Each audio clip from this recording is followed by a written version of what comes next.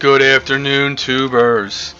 Alright, what we have here is Baldur's Gate Enhanced Edition 2.0. They just updated the patch when they released their new expansion for the original Baldur's Gate, Siege of Dragonsphere. So the goal of this Let's Play is let's have the same party from Baldur's Gate into the new expansion 18 years later that bridges the gap between Baldur's Gate 1 and Baldur's Gate 2. And then that same party will continue in Baldur's Gate 2. We will probably, switch out some party members in Baldur's Gate 2 one at a time just to, complete everybody's quests, because all your NPCs do get quests. So, there will be some switching, but 90% of the time will be the same party in all of the games. So, let's spend some time going over character creation and Baldur's Gate Enhanced Edition and things of that nature. Alright. Single player, new game. And I already rolled a character, so I'm just going to import him from a character file. Then I'll go over him, explain him to you guys. Okay, so yeah, when you make a character up, you know what? Let me just go through all the screens. All right. So first, you just pick gender, right? Male or female. They play exactly the same in Baldur's Gate. You can pick your portrait. This is the portrait we were picking. Race, we were picking dwarf. Class, fighter, then berserker, and I'll explain basically what a berserker is in a little bit. Alignment, we're just going straight neutral. Alright, and this is what we're talking about rolling. So everyone usually rolls 5-10 minutes, to get how many points you want, and the enhanced editions at least give you the total at the bottom. In the olden days, you used to have to just add it up manually. And the big thing for a fighter is, what strength do we get? Because fighters get exceptional strength. Did we get a good one? We missed it. Basically, anything over 51 and above gives you +2 to hit. And that's basically all we need. Total points aren't that important to a fighter because he basically only has to max out strength, dex, and con. That's basically all you need. So I rolled for about 5 minutes and came up with this character. Dunder. Alright.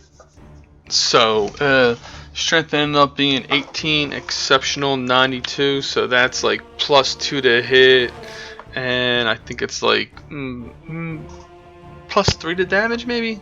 Could be +2. Dexterity 17, that's the highest you can get for a dwarf, because a dwarf does get -1. However, a dwarf gets +1 constitution, so that's why it's at 19.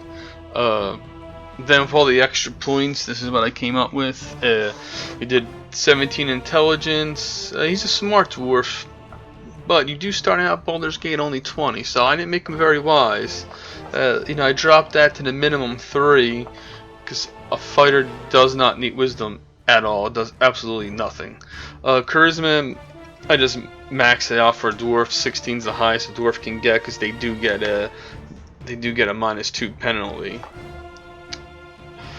Charisma helps with some like random NPC reactions, and you do get a discount from the stores. I think with 16 we get like a -5% or -10% once our rep goes up. We get a little discount. In Baldur's Gate 1 now you can increase every attribute by the end of the game by 1 except wisdom. Wisdom raises by 3. Which is really important if you're rolling like a druid or a cleric. You can potentially get 21 wisdom, which is just ridiculous when it comes to casting your clerical druid spells. And I was saying strength, all you need is extraordinary above 51 because you are getting a tome, and that raises it to 19, and 19 is better than 18 extraordinary. So our strength by endgame will be 19. Our dex will be 18. Our Constitution will be 20, and I believe that should start regenning HP per turn. Intelligence will be 18, and the only reason we pumped up intelligence is because in Baldur's Gate 2 there are enemies, mind flayers, and things of that ilk that basically suck your brains out, and when your brains get sucked you start losing intelligence. When intelligence goes to 0 you die. So we just bumped it up for no other reason than that. It'll help with lore, but I think we're going to get a negative bonus from our wisdom, so it kind of cancels each other out. But we don't need our fighter to identify any unknown weapons. And you know, we just went charisma 16 because hey, eventually it will probably get up to 18, and I think 18's like something like 20% discount from the stores or some nonsense like that. Weapon proficiencies, we put 2 pips in longsword, and that's because no NPC that we're getting, and mostly no NPC, at least in Baldur's Gate 2, has proficiencies in longswords. So you know, we're gonna go for probably a grand mastery in longsword, possibly dual wield 2 longswords eventually. And by the Baldur's Gate, you know, we may throw a flail or warhammer on there, and you know, we'll dual wield. And the reason why we picked Berserker gets this ability called Enrage, and you get that once every 4 levels. It lasts a minute. Okay, it gives you a +2 to hit, +2 to damage, a 15 HP boost, and a -2 bonus to AC. Okay, it also grants us immunity to charm, hold, fear, maze, imprisonment, confusion, feeble-minded, level drain, and sleep. Basically all of the nasty crowd control spells in Baldur's Gate 2 we're immune to, and we just keep spamming rage in like big wizard, you know, fights, and we don't have to worry about micromanaging our guy. That's it. The only disadvantage is the Berserker becomes winded or tired after he berserks, and then he takes a -2 penalty to hit and damage and a +2 penalty to the AC. And he can only be proficient in ranged weapons, but we don't need our fighter to use ranged weapons. He's going to be right in the thick of things. Okay? So basically that's why I went Berserker. Why did we go Dwarf Berserker? You know, Dwarf Berserkers are something called like Battle Ragers, I think, in I think it was 2nd or 3rd edition D&D. Plus dwarfs get +2 saving throws, and all the surety saving throws you'll see out there, that's gnomes, halflings, and dwarves, they get bonuses to their saving throws based upon their constitution. So that's another +5. I forget if the +5 adds up to the +2 or if it's just +5 total. But basically, you know, if you're going straight fighter, no dual class, multi-class, you might as well roll a dwarf just for them bonuses, because you will need them as saving throw bonuses by the end of Baldur's Gate 2. That is for sure, because Baldur's Gate 2 is all about just mass wizard battles, spells flying everywhere. Baldur's Gate 1, not so much, but since we're going to continue this, we kind of have to think ahead. Alright, let's pick as an alignment, just true neutral. The NPC's alignment doesn't affect anything really except for like starting rep and you know, what weapons you may or may not use, which is not important to a fighter. Some of the paladin weapons, there's good paladins that can only use good paladin weapons, and now in the enhanced editions they added Blackguard, which is basically the evil paladin, and there's some evil swords out there that only the evil paladin can use. But for a basic fighter kit, we really don't have to worry about alignment, so we pick neutral because we'll try to throw some role-playing elements in, where sometimes we do something bad, sometimes we do something good, but it all evens out in the end. Alright, let's try to get his appearance to be sort of like his picture. Yeah, I think, or should we go lighter? Should we go lighter?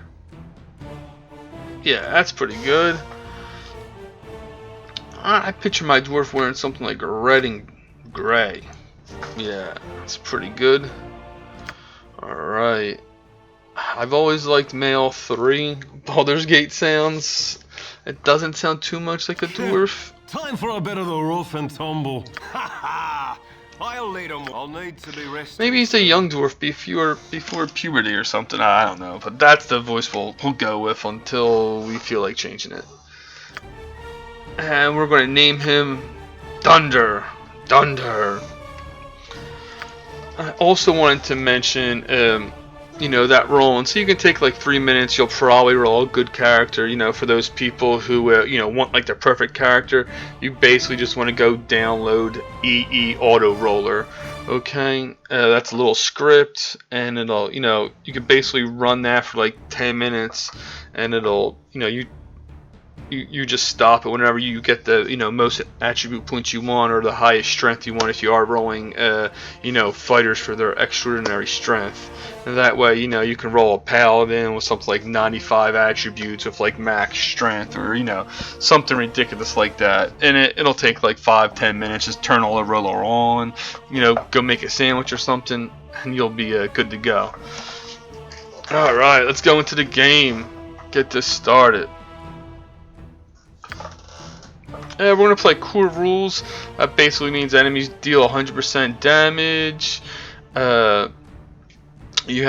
There's a certain chance that your wizards might not be able to write a spell in their spell book, but there's potions that increase their intelligence, so you don't have to worry about that. And the only thing is, party members can permanently die if they get chunked. But we're going to avoid that, because that would be bad, because we want this party to live. They must live for all 3 games.